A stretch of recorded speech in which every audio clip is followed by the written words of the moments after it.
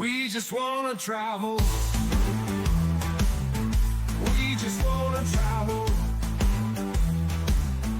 We just wanna travel. We just wanna travel. We just wanna travel, learn and grow across continents and cultures to and fro. Worldschool in our hearts, minds and souls.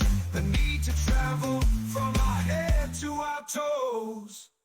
We just wanna see something bigger than us. We just wanna travel world.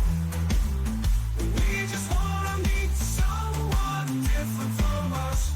We just wanna travel the world to see and smell and taste something completely new. We just wanna travel world. We just wanna see someone like you. We just wanna travel the world, the world, the world. Hello, and welcome to the Our Offbeat Life podcast. This is no ordinary travel show. Here, we delve into the extraordinary lives of intrepid families who've taken the leap into full-time travel. Each week, we bring you captivating stories from globe-trotting families, sharing their triumphs, their challenges, and their incredible adventures. From practical advice on homeschooling on the road to inspiring tales of personal growth and transformation, we cover it all. Our mission is to help you, to show you that an offbeat life full of full-time travel is not just a dream, but a feasible, enriching, and exciting reality. And, more importantly, we're here to provide you with the tools, resources, and motivation to take that leap into the unknown. So buckle up, because we're about to embark on an exciting journey. Let's explore the world together, one episode at a time. Again, welcome to the Our Offbeat Life podcast. Here's your host, David Cole. Let's get started. Hey folks, I'm David. I'm a teacher with a Master's of Education. I'm also a husband and parent as well as a full-time traveler, which means I don't have a home base. We go where we want, see and experience what we want when we want. Today, I'm going to do my best to define what worldschooling is and what it means to us. I'm going to start with a personal anecdote. My wife and I have been worldschooling our son for the past 5 years, since he was almost 7. I have seen a drastic upturn in his attitude and personality over that time frame. He did fine in public school back in Chicago, and I was a very active stay-at-home dad. But school seemed to drain him of his character and personality, from getting into trouble for being an active person, to being made fun of by older kids for his dance moves and internalizing it to the point where he wouldn't even dance in public or private anymore. However, after we started traveling full time, seeing some amazing sights and interacting with other families with their children living the same kind of lifestyle, he started to open up again, and I even started to see him dancing again. First in private, when he didn't think anyone was watching, to eventually trying to make up his own moves. This is just one way that I know that this lifestyle has been working for my family. And over the course of several videos, I hope to share more with you about our personal experiences and those that we've met along the way. So, let's talk about worldschooling. So, worldschooling combines travel with education and allows families to use the world as their classroom. It gives children a real-world experience as a foundation for learning, and it's flexible. It's a flexible approach that can be adapted to each family's educational style. The term worldschooling itself is thought to have been coined in the late 1990s and early 2000s as the digital revolution really took hold. This marked the beginning of a movement that views the entire world as a classroom. This educational philosophy emerged from the desire to integrate travel and cultural experiences with learning, creating a dynamic, real world learning environment. So it's an extension of various alternative education movements like homeschooling and unschooling. The philosophy kind of goes along a bunch of different principles, like experiential learning. Worldschooling emphasizes learning through real world experiences rather than traditional classroom instruction. Cultural immersion. It involves immersing oneself in different cultures to gain a deeper understanding of the world.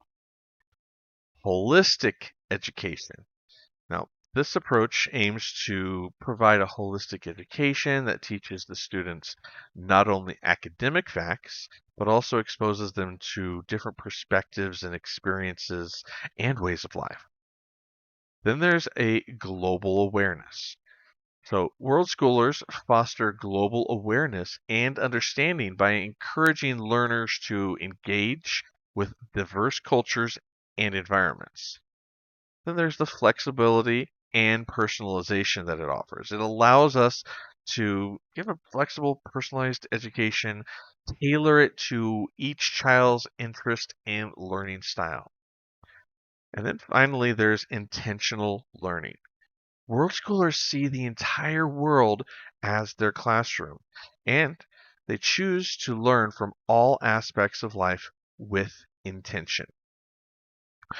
Another good one to mention, though, is community and connection, where many world schoolers value building a community with other traveling families, sharing experiences, and learning collaboratively. So, all in all, world schooling is about taking learning out of the regular classroom, turning the whole world into a learning experience. It's not just about school subjects, it's about teaching kids and adults alike how to live a full life of curiosity, freedom, and love for learning new things every day. I mention adults because us parents, we learn along with our children. So families who choose world schooling get to travel, grow closer, and learn about themselves just as much as they learn about different subjects.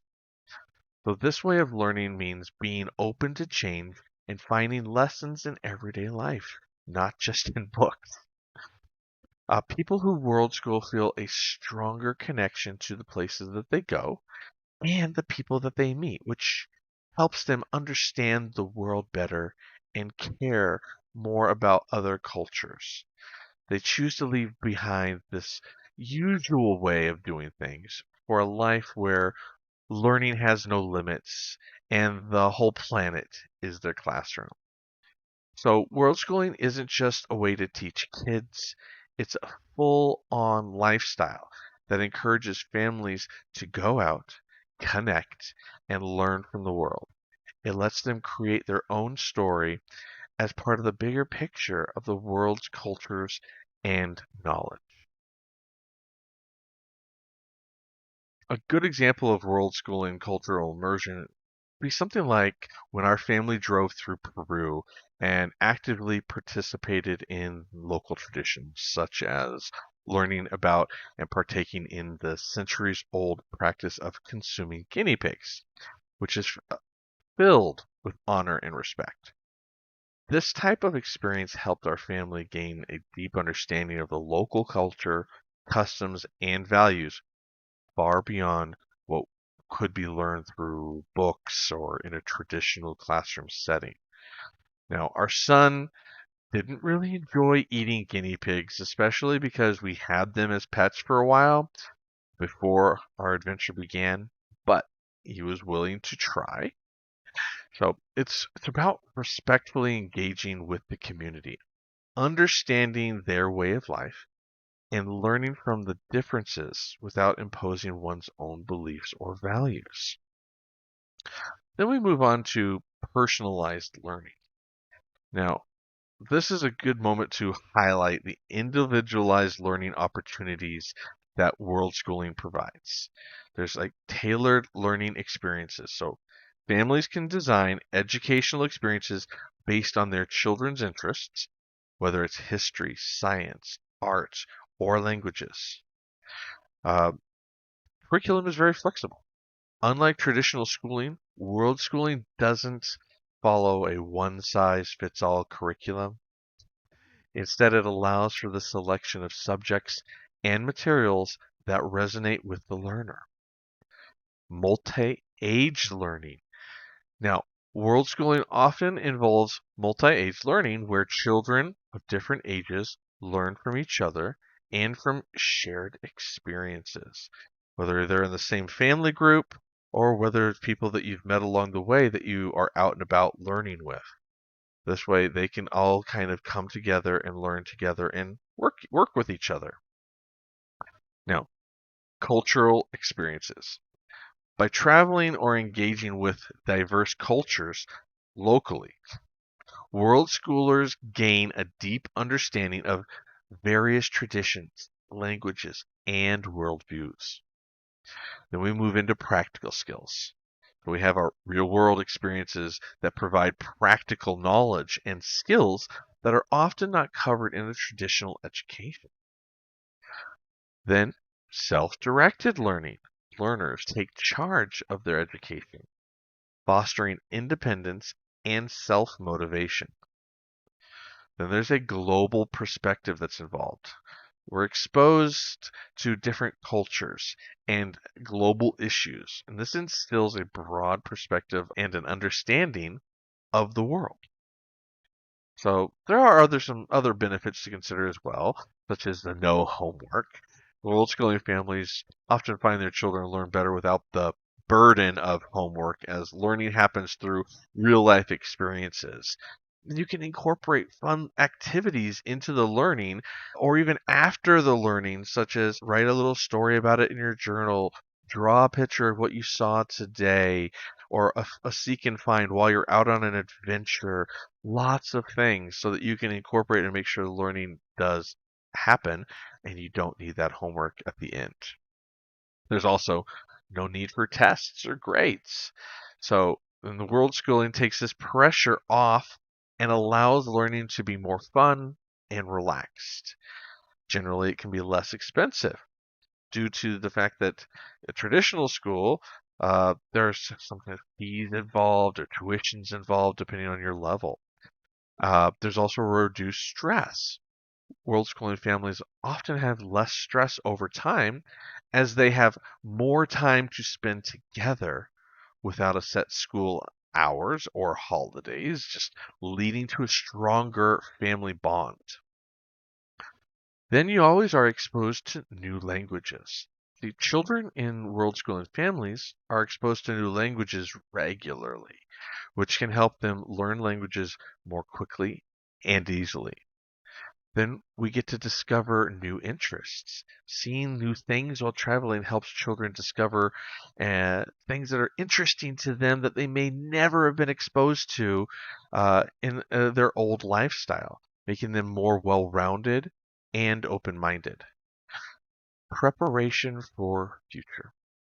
World schooling can help prepare children for the future by teaching them to interact with people from different cultures and this increasingly globalized world. Then we're building perseverance and collaboration. See, the challenges of travel can help children build this perseverance and collaboration skills, which are valuable life skills. 'Cause you never know what's around the corner, what's going to happen, and you do really need to work together to get through some of the things that you encounter while traveling. Now let's dive into some of the logistical challenges of world schooling. See, world schooling opens up a world of possibilities, but it's not without its hurdles. So, one of the first obstacles families face is visas. Navigating the red tape of different countries can be daunting. Staying on top of visa requirements, expiration dates, and potential restrictions is crucial. Next up, healthcare. Ensuring you have access to medical services and understanding local healthcare systems is vital. Many world schooling families invest in comprehensive travel insurance that covers international medical care and emergency evacuations. Now, let's not forget about safety. Researching your destinations, understanding local customs, and staying informed about political climates are all part of keeping your family safe. It's about being prepared, staying aware, and having contingency plans. And while these challenges may seem overwhelming, they're all part of the world schooling adventure. With careful planning and a spirit of adaptability, families can navigate these logistical challenging waters and set sail for an educational journey like no other. So, world schoolers, families, you get to arm yourselves with knowledge, prep your paperwork, and get ready to explore a classroom without walls. Now, no conversation about world schooling would be complete without a discussion about the social and emotional aspects. World schooling isn't just about changing locations, it's about transforming relationships. Families often find their bonds strengthened as they navigate these new environments together, relying on each other in ways they never expected. But it's not all smooth sailing. The lack of a consistent peer group can pose challenges for children's social development. Without that traditional school setting, world schooling kids must learn to make friends quickly and adapt to different social norms. Yet this very challenge can become an advantage. These children often develop remarkable social skills, becoming adept at interacting with diverse groups and forming deep connections across cultures. And then let's not overlook the emotional resilience that they gain. World schooling can teach children how to handle change with grace, to embrace the unfamiliar, and to find comfort in the constants, their family, and their own sense of self. So, uh, indeed, the family unit becomes a cornerstone of stability. Parents play a crucial role, not just as educators, but as emotional anchors, guiding their children through these highs and lows. Um, and while world schooling presents its own set of social and emotional challenges, it also offers unparalleled opportunities for growth. It's about finding balance, fostering adaptability, and nurturing a global mindset. For those families who embark on this journey, the world truly does become their classroom, not just academically, but in the rich lessons of life itself. Now, another downside comes from the downsizing of your belongings. The need to purge and get rid of most belongings before starting a world schooling lifestyle. Because, face it, you can't take an entire 3-bedroom home on the road very easily.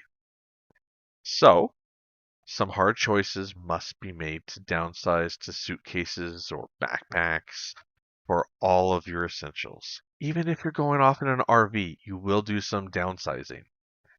Therefore, the majority of world schooling families that we've interacted with have found ways to overcome attachments to possessions and embrace a minimalist mindset.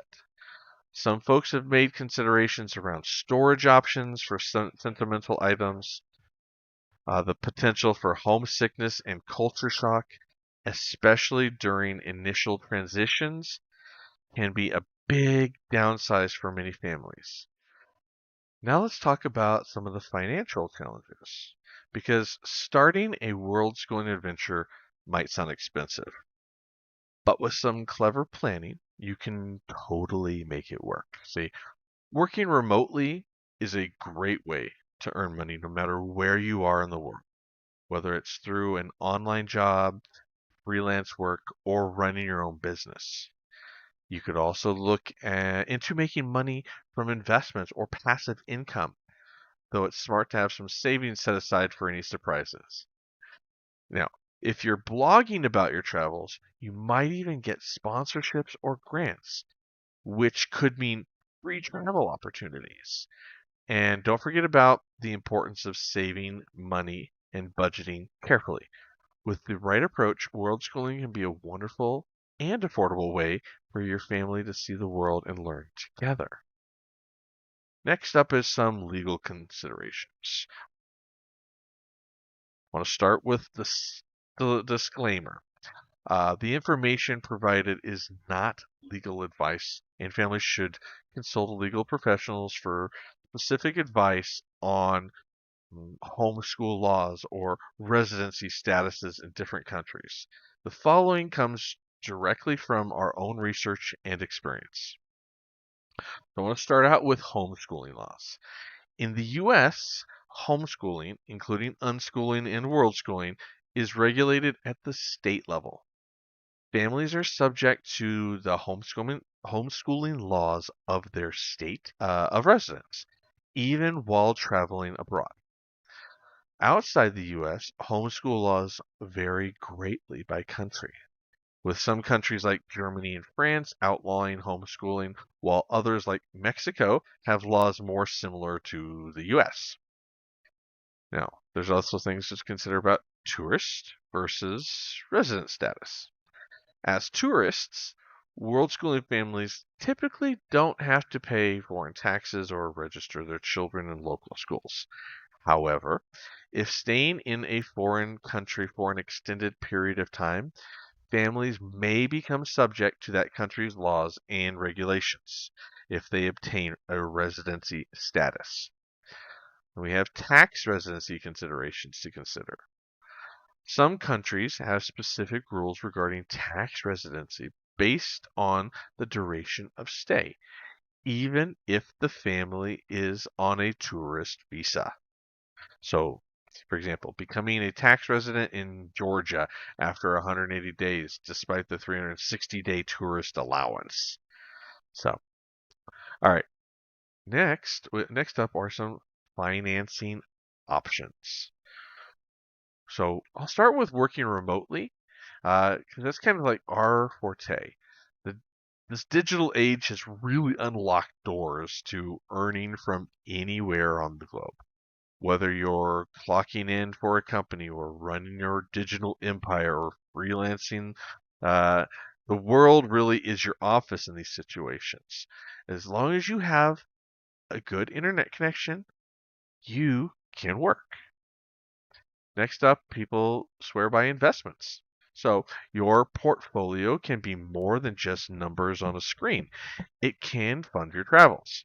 Stocks, real estate, or even passive income streams can turn into tickets to your next destination. Sponsorships. For the influencers among us, your travel blog or your social media presence can attract sponsorships over time. Share your journey, let the world pitch in, and see what happens. Savings. So a nest egg can go a long way. If you've been tucking away funds, a well-planned budget can turn your savings into an educational odyssey. A lot of folks I talk to that are just taking a gap year, they will use a savings for this. They've saved up, they haven't taken vacations. We're going to take a whole year, and they've got it all budgeted out. Another way is crowdfunding. While it's a road less traveled, crowdfunding platforms might just be the boost you need to get your world schooling dreams off the ground. So I know several travelers with active Patreon communities and others that use other platforms. This way, you can have a community that supports you and your travels, helping you along the way. And all they usually require from that is regular updates, and they want to feel like they're a part of your world schooling journey. Another thing, house sitting. Imagine this: swapping accommodation costs for caretaking. House sitting can be your ticket to living like a local without the price tag. Personally, we have done this method and spent 60% of 2022, and 50% so far of 2024, taking care of other people's homes and animals all over the world. You can feel free to message us in the comments for more information on how you can do this as well. Woofing, WWOOF, woofing. Get your hands dirty. You can live sustainably with woofing. So in exchange for your help in organic farms, your family's food and lodging needs are covered. I have a link for that down below in the comments as well.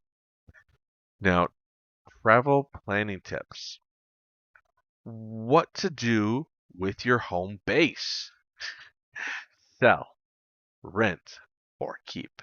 See, this is a choice that can shape your journey and your finances. So, like, personally, we went back and forth on this for our own duplex in Chicago prior to getting out there.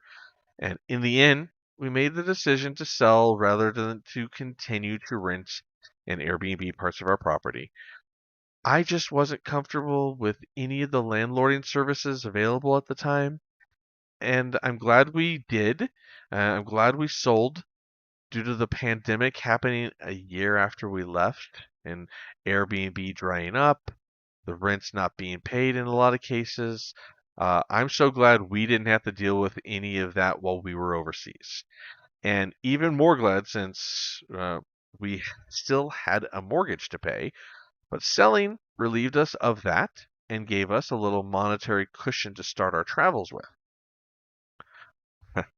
All right. Now, let's talk about downsize to upsize. Because less is more when you're on the move. You really want to purge the excess and find the freedom in the essentials. I like the idea that Marie Kondo puts forth: if it doesn't bring you joy, get rid of it.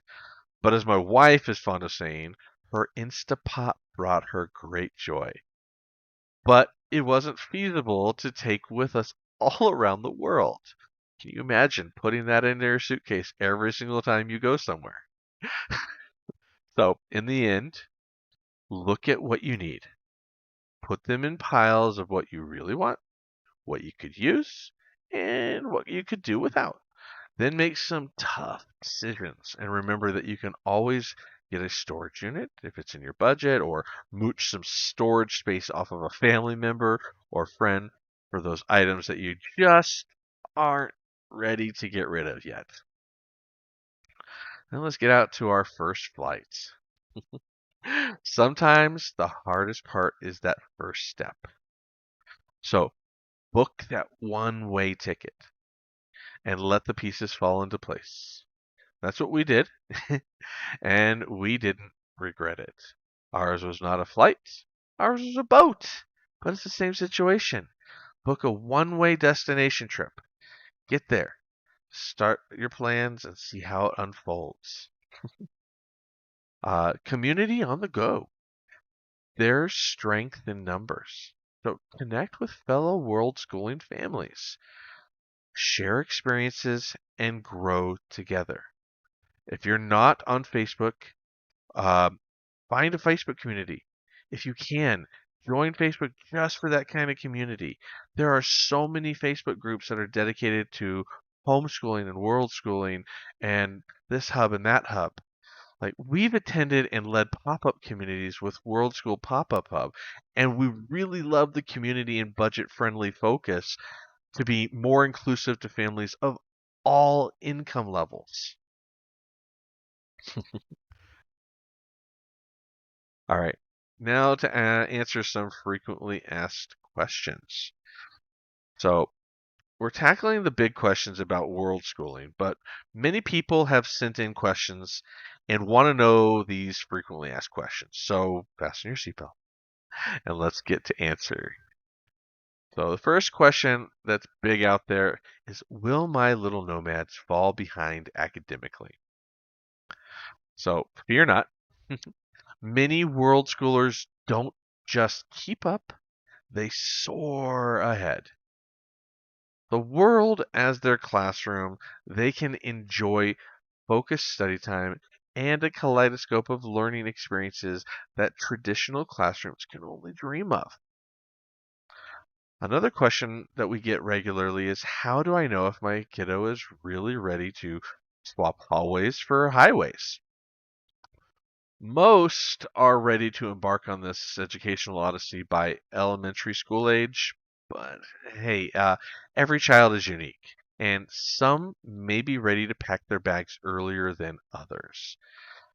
Talk to your children, feel them out, see what they like, what they don't like, build up the expectation for where we're going, what we're doing, and talk to them about how in this digital age they still can retain their friendships.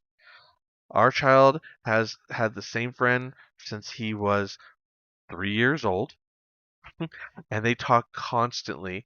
Now it's been, what, 7 years later, they're still talking, even though we haven't seen them physically in 5 years. All right, next question. Can my globe-trotting scholars take college exams? The answer is absolutely.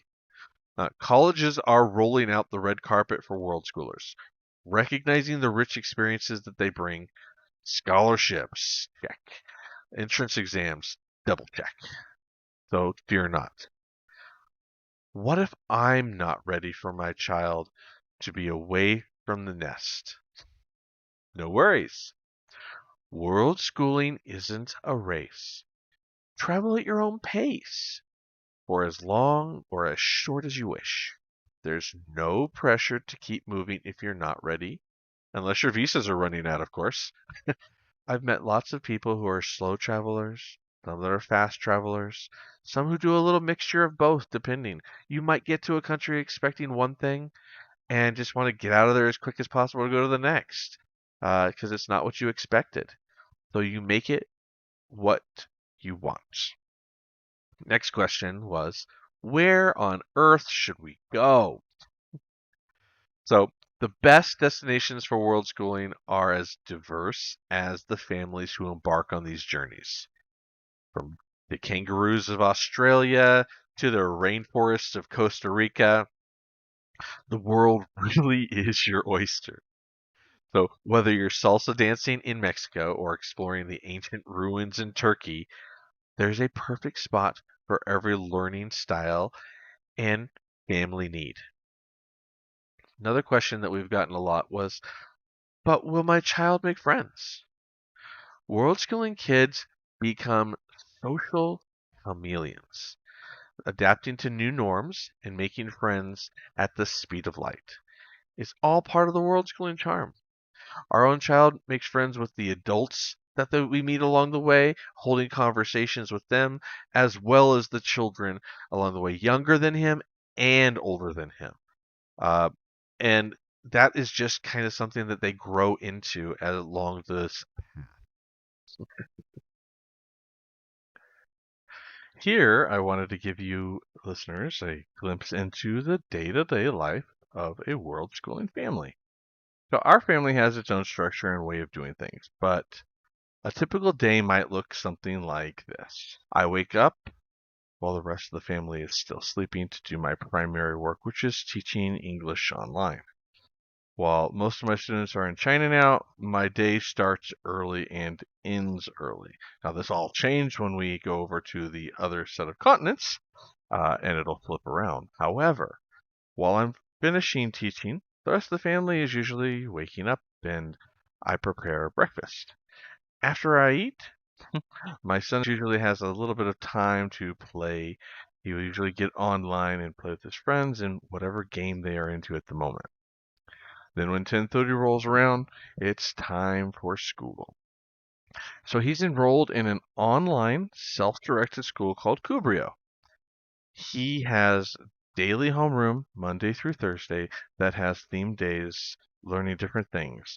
But he can also choose more classes that Cubrio offers, from coding and filmmaking to music composition to more traditional courses such as math and various languages.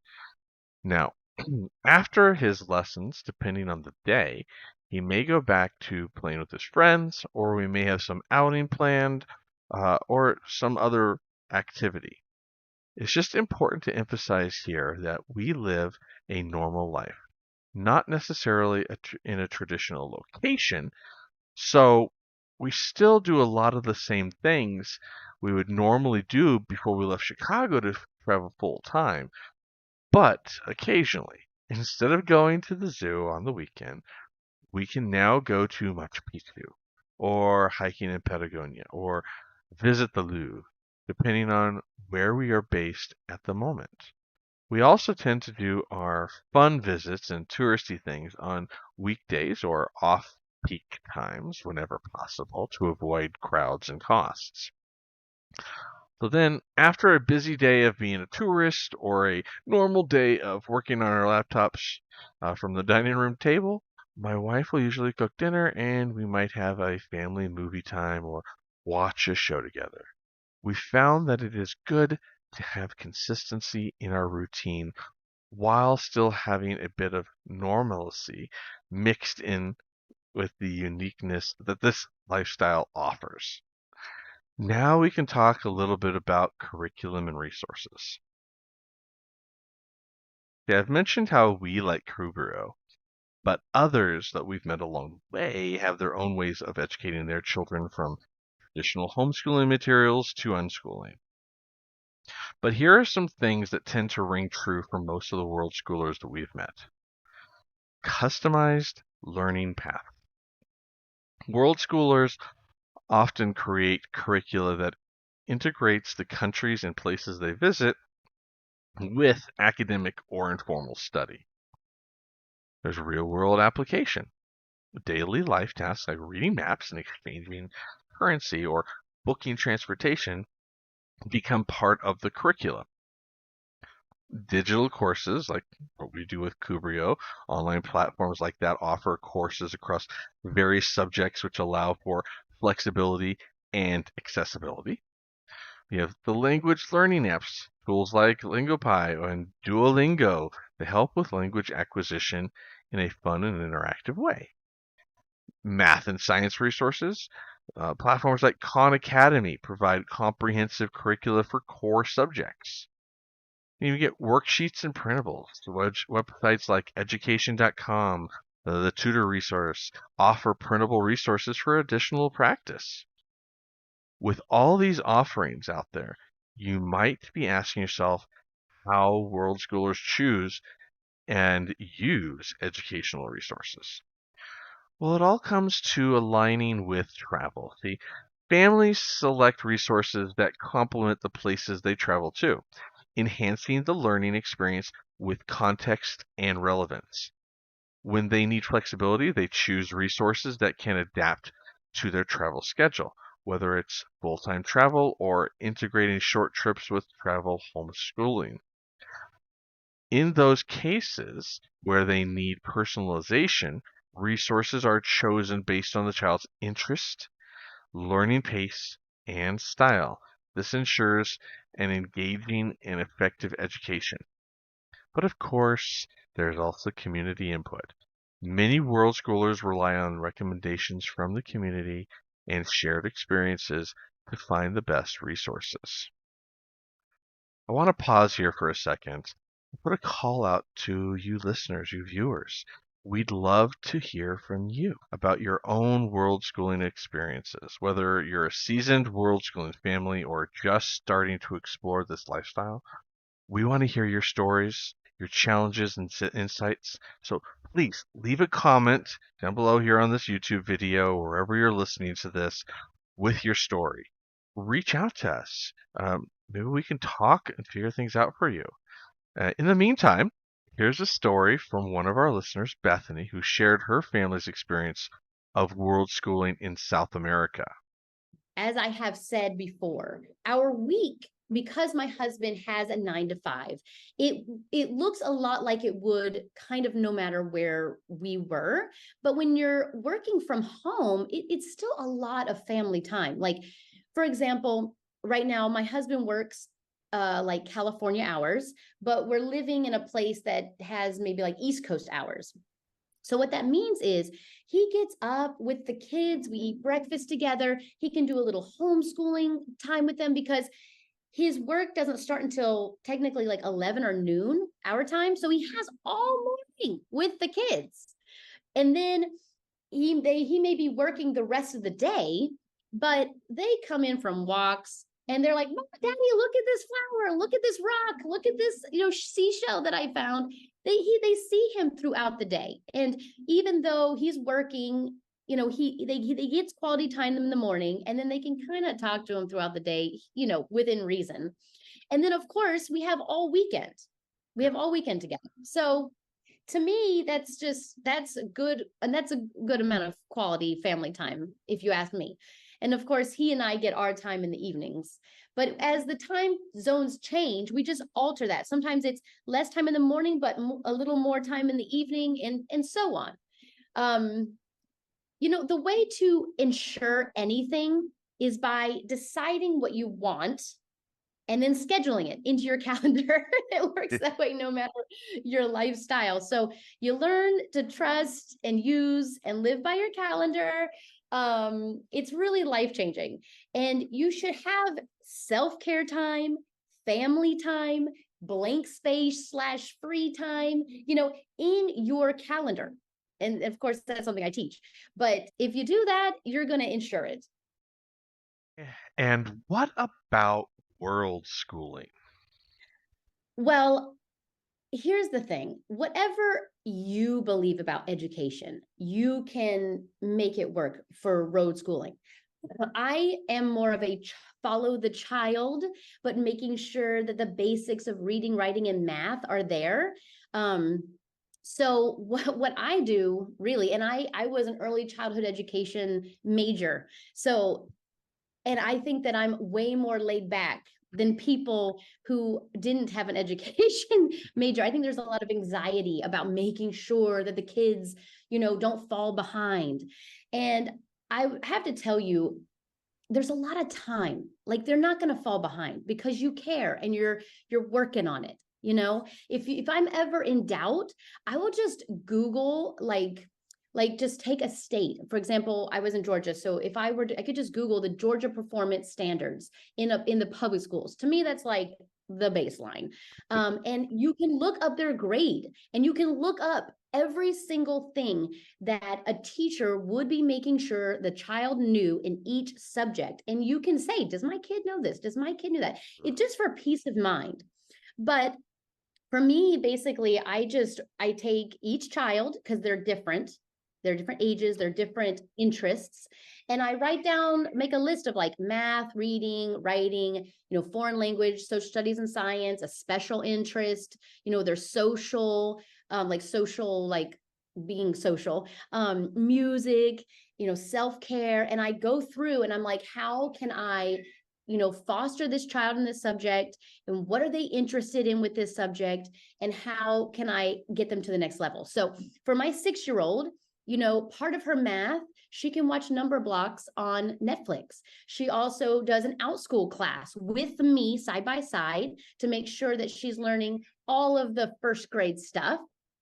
In reading, she just does Bob books on Kindle, and she also has a lot of play and pretend time in her curriculum because she's 6. You know what I'm saying? Writing, I chose Handwriting Without Tears, which is a very thin book. I'm not into big, heavy textbooks or giant curriculums. I try to do as much as I can online. For foreign language, she gets full Spanish immersion from babysitters. We use Brain Pop, which is an amazing resource for science and social studies. Her special interest is birds. So I just think she's really into birds. So I just kind of brainstorm, how can I get apps or YouTube videos or maybe online books to help her learn more about her special interest, which is books. So I also use Epic, which is an online, basically like having a library on your Kindle or on your iPad. Now I have a 9-year-old as well. So I also write down, okay, reading, math, music, I have all these things for her. And I just ask myself, like, what jives with her? What doesn't jive with her? Like my 6-year-old isn't really into music, so she doesn't have any music right now. But my 9-year-old told me, I want to learn the violin. So I hired a online tutor to teach her the violin. She also has an online tutor for French because she was really big into French.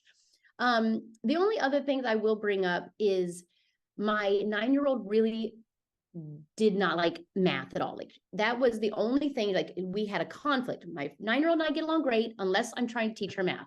And it was just a struggle. It was stressful for her. It was stressful for me. So you must listen to these things. If that is the case, do something different. For us, we found this app called Teaching Textbooks, which she enjoys the math. She enjoys doing the lessons. And I have the peace of mind knowing that it's going to take her through all the 3rd grade work. So I don't have to worry about her missing any concepts or there being gaps.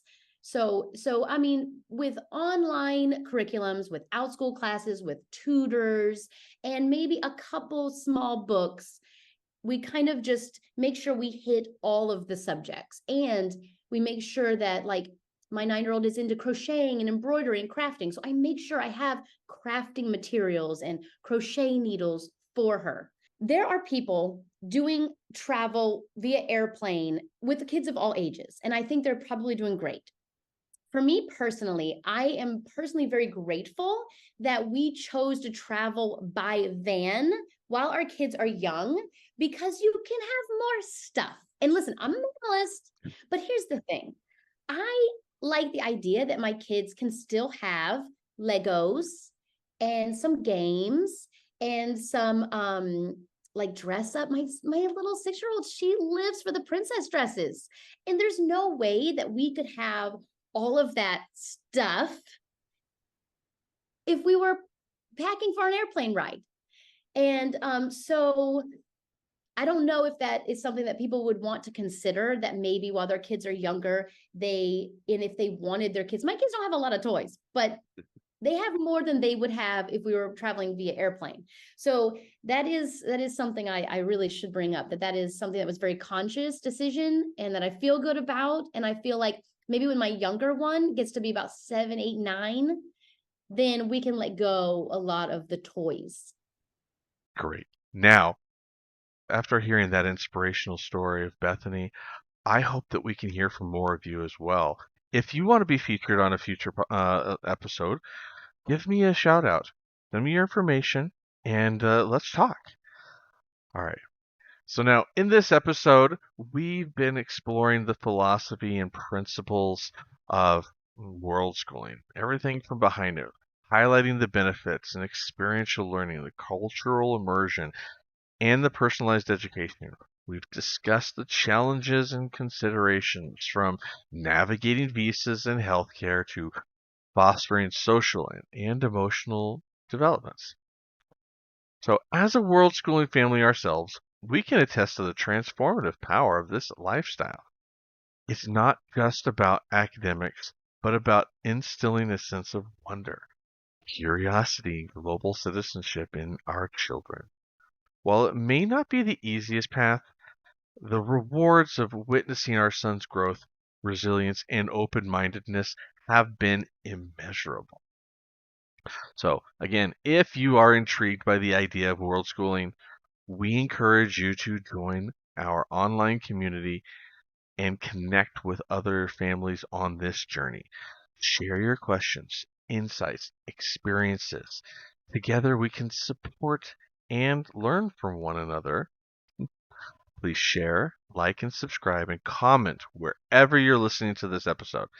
It really is the best way for this episode to reach other people that may need or want to hear about this topic.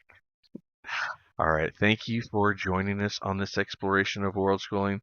We are grateful for all of our guests, our listeners, everyone who shared their wisdom and stories with us. And I will see you next time.